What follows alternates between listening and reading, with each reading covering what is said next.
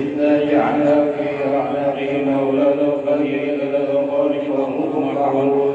وجعلنا من بين أيديهم سدا ومن خلفهم سدا وغشيناهم فهم لا يبصرون وسواء عليهم أنذرتهم أم لم تنذرهم لا يؤمنون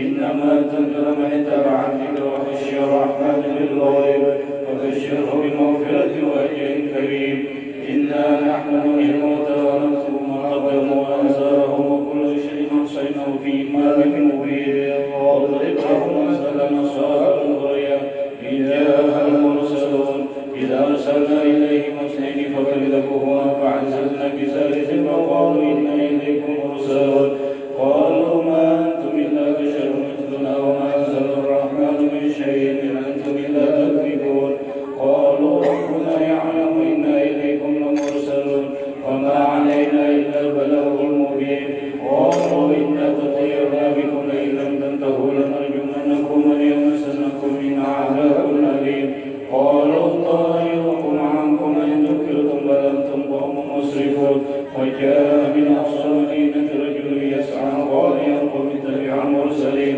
اتبعوا من لا يسألكم أجرا وهم مهتدون وما لي أعبد الذي فطرني وإليه ترجعون أتخذ من دونه آلهة يريد الرحمن بضر لا تغن عني شفاعتهم شيئا ولا ينقذون إني إذا لفي ضلال مبين إني آمنت بربكم فاسمعون قيل ادخل الجنة قال يا ليت قومي يعلمون بما غفر لي ربي وجعلني من المكرمين وما أنزلنا على قومه من بعده من رزق السماء وما كنا مرسلين إن كانت إلا صيحة واحدة فإذا هم خامدون يا حسرة على العباد ما يأتيهم من رسول إلا كانوا به يستهزئون ألم يروا كما أهلكنا الله من قرون أنهم إليه لا يرجعون وإن كل لما جميع لدينا محضرون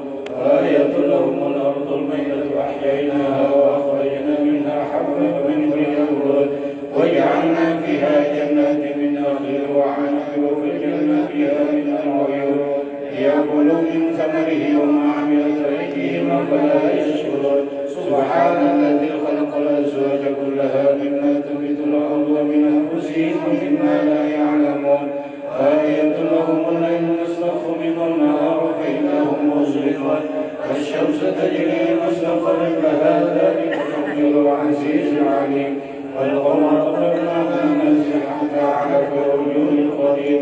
الشمس ينبغي لها أن تدرك القمر ولا يسبق النهار وكل في فلك يسبحون وآية لهم أن حملنا ذريتهم في الفلك المشحون وخلقنا لهم من مثله ما يركبون فإن نشأ نغرقهم فلا صريخ لهم ولا هم ينقذون إلا رحمة منا ومتاعا إلى حين وإذا قيل لهم اتقوا ما بين أيديكم وما خلفكم لعلكم ترحمون وما تأتيهم من آية من آيات ربهم إلا كانوا عنها معرضين وإذا قيل لهم أنفقوا مما رزقكم الله قال الذين كفروا للذين آمنوا ونطعم من لا يشاء الله أطعمه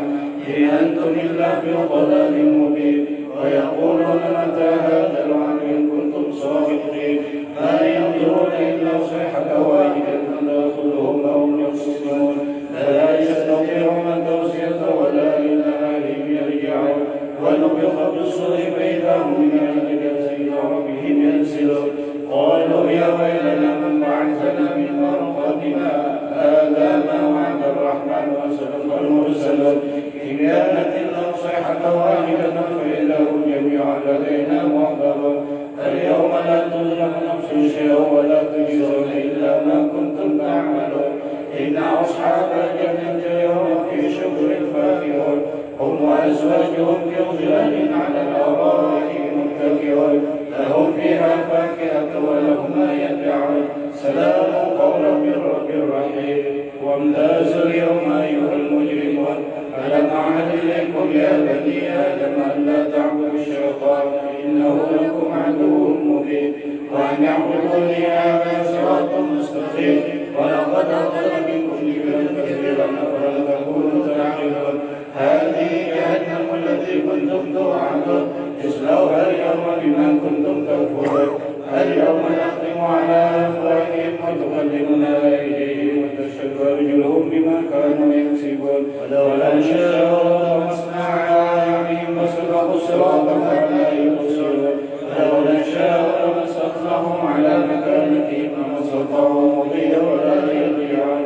ومن نعمر ننكسه في الخلق أفلا يعقلون وما علمناه الشعر وما ينبغي له إن هو إلا ذكر وقرآن مبين لينذر من كان حيا ويحق القول على الكافرين أولم يروا أنا خلقنا له مما عملت أيدينا أنعاما فهم لها مالكون وذللناها لهم فمنها ركوبهم ومنها يأكلون ولهم فيها منافع وشرب ولا يشربون واتخذوا من دون الله آلهة لعلهم ينصرون لا يستطيعون نصرهم وهم لهم جند محضرون فلا يحزنك قولهم إنا نعلم ما يسرون وما يعلنون أولم ير الإنسان أنا خلقناه من نطفة فإذا هو خصيم مبين وضرب لنا مثلا ونسي خلقه قال من يحيي العظام وهي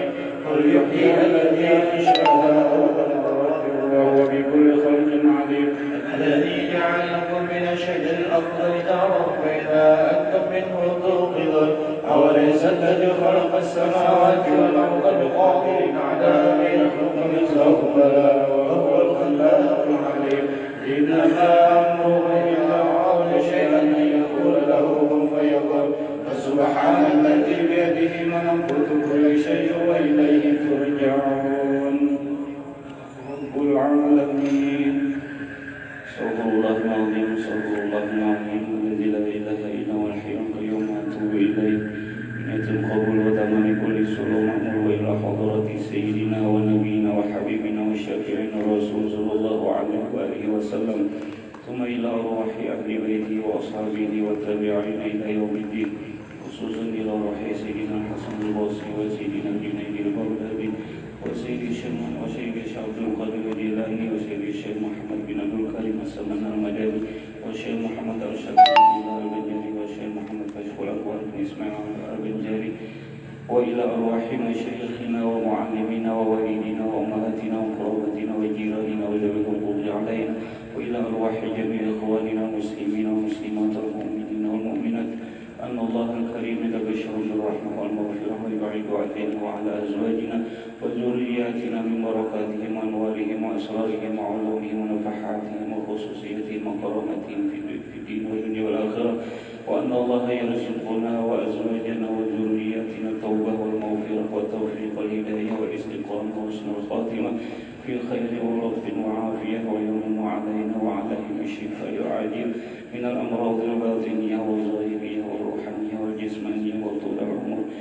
في صحة كاملة وعافية كاملة لأعلاء كلمة الدين والإخلاص والصدق واليقين ولا يعذبنا وإياهم في الدنيا وفي البرزخ وفي القيامة ويدخلنا وإياهم برحمته جنة الفردوس بغير حساب وأن الله يقضي حاجاتنا وحاجات إخواننا المسلمين والمسلمات خصوصا لحاجات أخينا أهل العلم على هذه النيات على كل من وبه صلاة الصالح وإلى حضرة النبي الفاتحة أعوذ بالله من الشيطان الرجيم بسم الله الرحمن الرحيم الحمد لله رب العالمين الرحمن الرحيم مالك يوم الدين إياك نعبد وإياك نستعين اهدنا الصراط المستقيم صراط الذين أنعمت عليهم غير المغضوب عليهم ولا الضالين السلام عليكم ورحمة الله وبركاته أعوذ بالله من الشيطان الرجيم بسم الله الرحمن الرحيم الحمد لله الذي هدانا بدينه القويم والصلاة والسلام على أشرف الأنبياء والمرسلين سيدنا ونبينا ومولانا محمد وعلى آله وأصحابه أجمعين أما بعد فقد قال الله تعالى في القرآن الكريم أعوذ بالله من الشيطان الرجيم بسم الله الرحمن الرحيم ألا إن أولياء الله لا خوف عليهم ولا هم يحزنون الذين آمنوا وكانوا يتقون lahumul busyra fil hayati dunya wa fil akhirah la tabdila li kalimatillah dzalika huwal fawzul azim. Wa qala Nabi sallallahu alaihi wasallam inda dzikril awliya tanzilur rahmat. Sadaqallahul azim wa sadaqa rasuluhun nabiyul karim wa nahnu ala dzalika minasyahidin wa syakirin walhamdulillahi rabbil alamin. Kembali kita memanjatkan puji syukur kita kehadirat Allah Subhanahu wa taala. Alhamdulillah limpah rahmat, taufik, hidayah serta inayahnya jualah sehingga kita pada malam hari ini dapat kembali berhadir berkumpul bersama-sama, yakni melaksanakan acara rutinan kita malam Selasa, yaitu malam ini pembacaan manaqib Tuan Syekh Muhammad Saman radhiyallahu an, kemudian disambung dengan pembacaan Maulid Al-Habasyi. Mudah-mudahan ini menjadikan amal perbendaharaan kita nanti di akhirat, dan mudah-mudahan dengan berkat kita berkumpul pada malam hari ini, dengan berkat para aulia Allah Ta'ala, itu segala dosa-dosa kita, dosa kedua ibu bapak kita dan muslimin muslimat itu diampuni oleh Allah Subhanahu wa taala. Dan mudah-mudahan apa yang kita niatkan, apa yang kita hajatkan, wabil khusus sahibul hajah pada malam hari ini itu dikabulkan oleh Allah Subhanahu wa taala. Kemudian salawat dan salam tak lupa pula kita aturkan buat baginda kita tercinta, yaitu Nabi besar Muhammad sallallahu alaihi wasallam beserta sahabat, kerabat serta pengikut-pengikutnya yang setia ila yaumil ma'ad. Kembali kita berharap mudah-mudahan dengan berkat Rasulullah, dengan berkat para aulia Allah Ta'ala, kita dikumpulkan nanti di dalam surganya Allah Ta'ala beserta para anbiya, para aulia. Amin ya rabbal alamin. Di sini kembali ulun dimintakan membacakan manaqib, yaitu manaqib Tuan Syekh Muhammad Saman radhiyallahu anhu. Sebelum ulun membacakan ini, ulun banyak-banyak minta ampun dan maaf seandainya ulun membacakan terdapat kesalahan dan kekhilafan. Mungkin ulun ini bukan ahlinya juga. Bismillahirrahmanirrahim. Ahmadu man istafa min ibadihi man syaa bil wilayah. Artinya aku memuji akan Allah Subhanahu wa ta'ala yang telah memilih ya Allah dari segala hambanya akan orang yang dikehendakinya dengan dijadikannya sebagai waliullah, yakni kekasih Allah. Wa khassasahu bihamli asrarihi wa jazabahu minhu ilaihi bisabiqil inayah. Menentukan Allah akan hambanya untuk membawakan segala rahasianya, dan lagi Allah menghampirkan akan hambanya daripada sebab para aulia Allah Ta'ala kepada Allah dengan sebab terdahulu pertolongan. Jadi Allah Ta'ala menjadikan para aulia itu artinya sudah ditentukan oleh Allah Ta'ala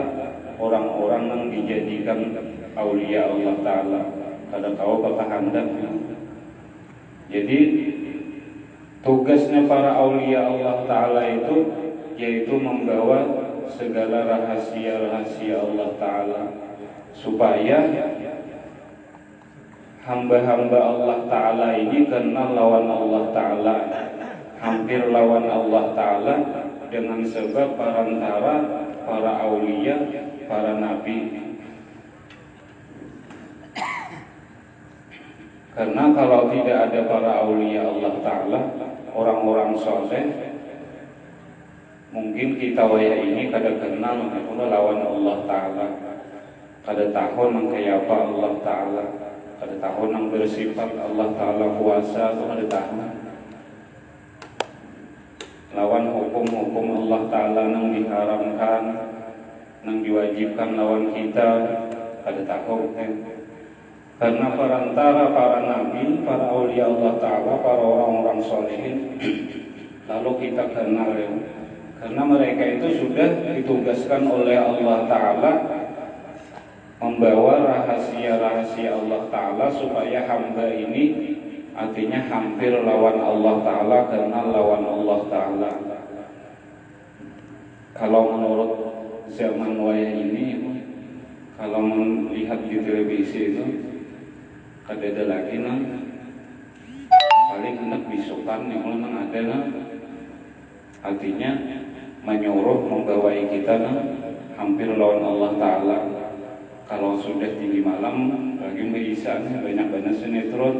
yang maulah kita lupa lawan Allah Ta'ala. Film pangeran memang mbah pangeran kena sambung pulang dari anjing pulang kena mbah itu sambungnya pulang film apa tuh wali sambung artinya judulnya memang wali ya tapi maulah kita lupa lawan Allah Ta'ala sehingga kita hayal pada hendak lagi duduk di majelis taklim. Jadi mudah-mudahan kita ini dibukakan hati kita selalu senang hatinya duduk di majelis taklim, majelis mengatakan kita lawan Allah Ta'ala. Wa ashkuruhu amanna alaina bil imani bima ja'at bihil anbiya wal awliya min asrarihi rabbaniyah. Artinya aku bersyukur kepada Allah Subhanahu wa Ta'ala bahwa Allah mengaruniai atas kami dengan mengimani barang yang mendatangkan dengan dia oleh para nabiullah dan segala waliullah daripada segala rahasianya yang bangsa ketuhanan. Jadi para aulia Allah Ta'ala diutus, alhamdulillah kita kawa beriman, artinya kawa masih kawa mengikuti, alhamdulillah. Kalau hati ditutup oleh Allah Ta'ala karena kawa beriman, masih sekampung aulia Allah Ta'ala lawan kita, namun Allah Ta'ala menutup hati kita malah benci lawan aulia Allah Ta'ala. Jadi alhamdulillah mudah-mudahan hati kita ini dibukakan cinta lawan aulia Allah Ta'ala. Wafaqana limutaba'ati sunnatihim al-bahiyyati saniyah. Artinya dan ia telah menolongi kami untuk mengikuti akan jalan semua mereka itu yang terang lagi mulia. Wa usalli wa usallimu ala man sajada lahul malaku wa huwa fi dhahri abihi suri. Artinya dan aku memohonkan rahmat Allah dan salamnya atas penghulu kita Nabi Muhammad sallallahu alaihi wasallam yang sujud kepadanya segala malaikat sedangkan ia masih terkandung dalam tulang belakang ayahnya yang zahiri yaitu Nabi Adam alaihi salam wa ala alihi wa sahbihi wa tabi'ihim fi sabilin nuri. Artinya dan atas segala keluarganya dan sahabatnya dan segala yang mengikut akan mereka itu pada jalan yang sangat terang. Wa ba'du, kemudian daripada itu maka telah datang dalam sebagian asar yakni perkataan para sahabat dan juga tabi'in. Imam Syekh Muhammad Nawawi itu menjelaskan di dalam kitab Nasaihul Ibad,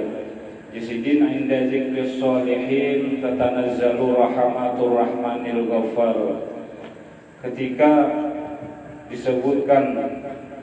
atau dibaca hikayat karamat aulia Allah Ta'ala itu Allah turunkan beberapa rahmat yang maha pengasih lagi maha pengampun. Ada dua hadis Nabi inda zikri sholihin tanzilur rahmat. Artinya ketika dibaca hikayat karamat aulia Allah Ta'ala itu Allah Ta'ala turunkan beberapa rahmatnya. Yang mudah-mudahan dengan berkat kita membaca menangkib pada malam hari ini Allah Ta'ala senantiasa mencurahkan rahmatnya kepada kita, terutama yang hadir di sini dan juga yang membacanya. Mudah-mudahan segala dosa kita diampuni oleh Allah Ta'ala. Dan berkata sebagian orang salihin, uzkur hadis as-salihin wa sammihim fa bi dzikrihim tatanazzalu rahmat wahdur majalisahum tanal barakatihim wa quburahum zurha idza mamatu. Ini perkataan orang salihin yang artinya engkau sebutlah kisah-kisah orang saleh dan hikayat keramatnya, maka di dalam menyebut kisah mereka itu turunlah beberapa rahmat Allah. Dan hendaklah engkau hadir dalam majelis orang saleh, niscaya engkau mendapat berkah mereka itu. Dan hendaklah engkau ziarahi kubur orang saleh apabila mereka sudah wafat, Maka tatkala aku dengar riwayat yang tersebut itu, terbukalah hatiku untuk menghimpunkan sebahagian manaqib Tuan Syekh Muhammad Saman radhiyallahu anhu. Jadi ini perkataan musannif Izzuddin, manakala aku dengar riwayat yang tersebut itu, maka terbuka Izzuddin hatiku untuk menghimpunkan sebahagian manaqib Tuan Syekh Muhammad Saman radhiyallahu anhu. Mudah-mudahan Allah Subhanahu wa taala menurunkan rahmatnya dan mengampuni serta meridai bagi penyusunnya dan bagi orang yang membacanya dan orang-orang yang hadir mendengarkannya, amin ya rabbal alamin. Adapun Tuan Syekh Muhammad Saman radhiyallahu anhu adalah seorang ulama besar yang menghimpun antara ilmu syariah dan ilmu haqiqah. Beliau wali kutub dalam negeri Madinatul Rasul yang mempunyai kelebihan dan keramat yang besar. Lagi beliau keturunan Rasulullah dan bermadhab Syafi'i. Beliau dilahirkan pada tahun 1130 daripada hijrahnya Nabi Sallallahu Alaihi Wasallam di dalam negeri Madinatul Rasul. Di masa kecil beliau diasuh dan dididik oleh orang tuanya dengan didikan ilmu agama, dan beliau sangat berbakti kepada orang tuanya. Dan adalah tabiatnya radhiyallahu anhu itu, ketika masa kecilnya sampai besarnya hingga sampai ya kepada makam mursyidnya, adalah selalu kasih sayang kepada sekalian orang yang menuntut ilmu dan kepada sekalian orang yang fakir dan miskin. Dan lagi pula suka ia berkhidmah, yakni membantu kepada segala orang yang datang ziarah ke kubur Rasulullah, daripada orang yang alim-alim dan orang yang soleh-soleh, dan daripada segala orang yang awam dan khawas. Dan lagi pula ia sangat kasih kepada Tuhannya dan benci kepada yang dimurkainya, dan mengekalkan musyahadah dan muraqabah dan ibadah hingga ia meninggalkan daripada adat dan melawani akan hawa nafsunya, hingga daripada yang halal sekalipun.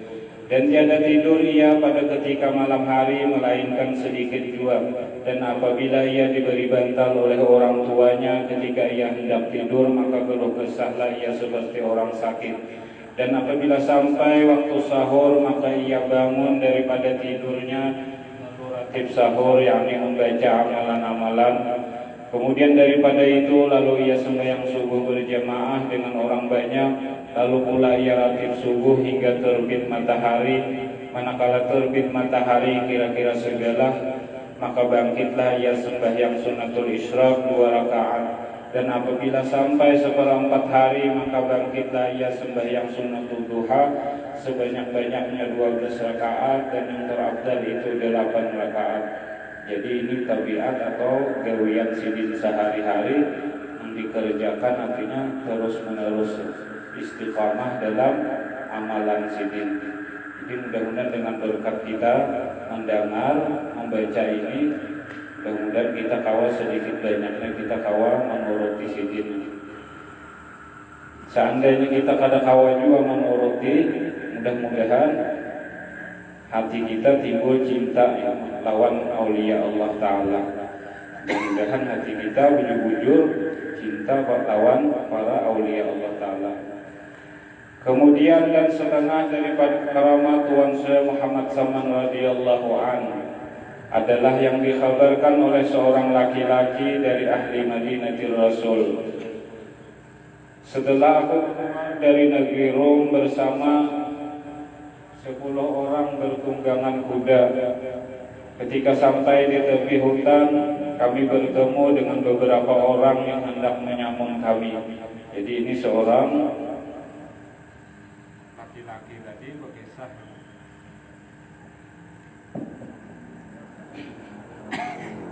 Di sini ketika kami hendak keluar ke negeri Rom bersama-sama 10 orang bertunggangan kuda. Ketika sampai di tepi hutan, kami bertemu dengan beberapa orang yang hendak menyamun kami, artinya para perampok. Mereka semuanya berkuda lengkap dengan senjata, maka kami sangat susah tiada dapat berlepas dari mereka itu, hingga tawajuhlah hati kami kepada Tuan Syekh Muhammad Saman, dan kami seru ya Saman 3 kali. Maka tiba-tiba kami lihat Tuan Syekh Muhammad Saman di atas kuda putih, padahal ia menutup mulutnya dengan kain putih. memberi isyarat dengan tangannya menyuruh kami berjalan, maka berjalanlah kami, dan mereka tidak mengikuti kami berkat karamat Tuhan Syekh Muhammad Saman radhiyallahu anhu. Dan setengah daripada karamat Tuhan Syekh Muhammad Saman radhiyallahu anhu yang didapat oleh Al-Arif Billah Tuan Haji Muhammad Angkid bin Haji Hasanuddin di dalam negeri Palembang adalah fakir menanggung utang 1.060 ringgit banyaknya, dan tidak ada satu jalan pun untuk melepaskan daripada utangnya fakir itu. Artinya kada ada duit hendak membayar, cuma hati ini hendak benar bayar, duitnya yang kada ada.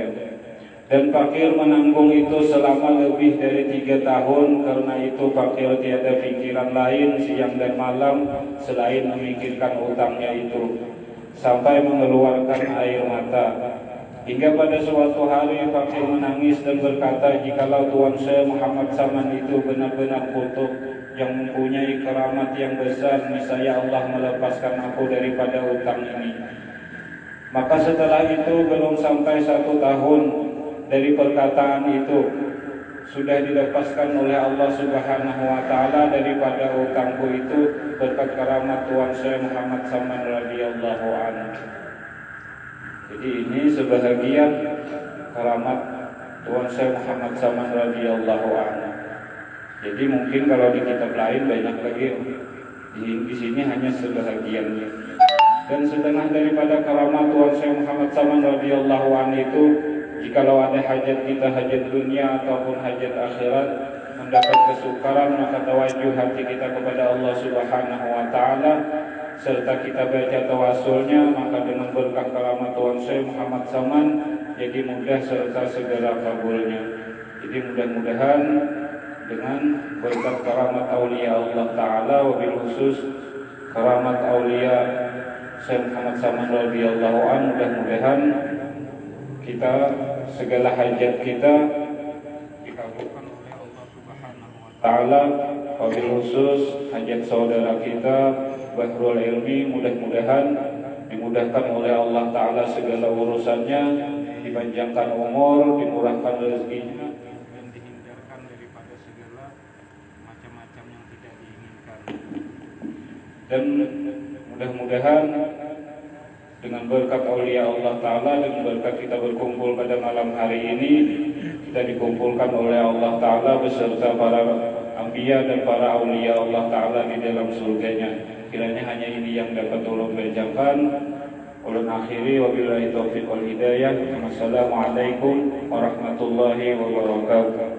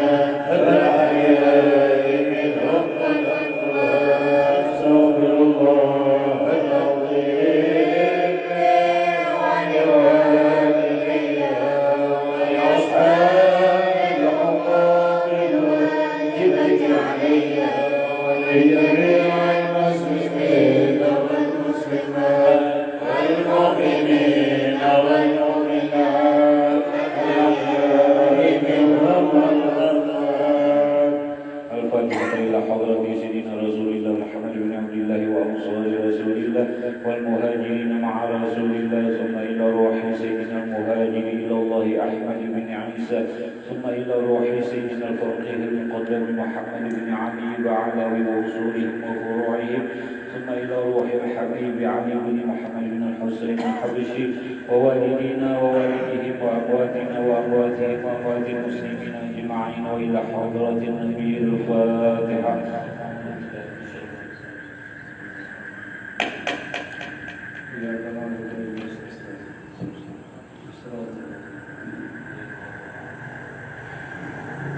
فيا أيها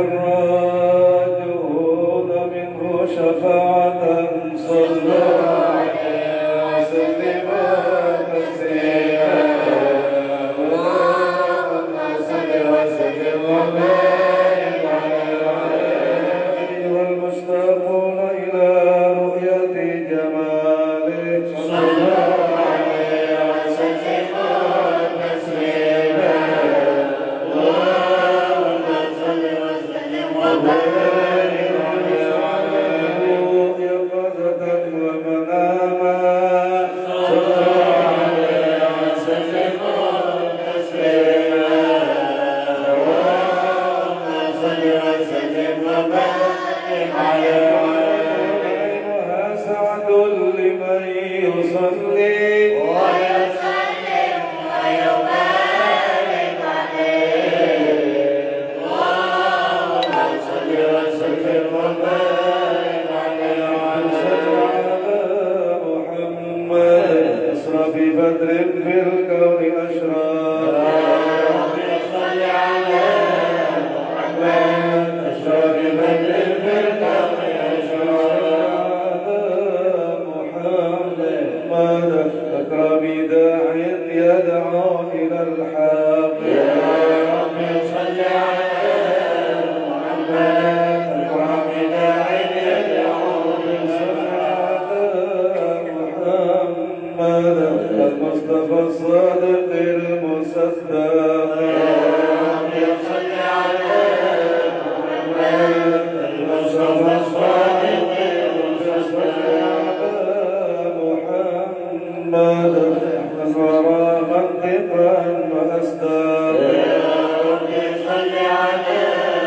محمد الورى منطقا وأصدق محمد الظالم بالتقى تحقق يا رب صل على محمد الظالم بالتقى تحقق محمد رب السخاء والوفاء تخلق يا رب صل على محمد رب السخاء والوفاء تخلق صل على محمد واجمع من الشر ما تفرق يا رب صل على محمد واجمع من الشر ما تفرق محمد واصبر وسخر ما قد تعود يا رب صل على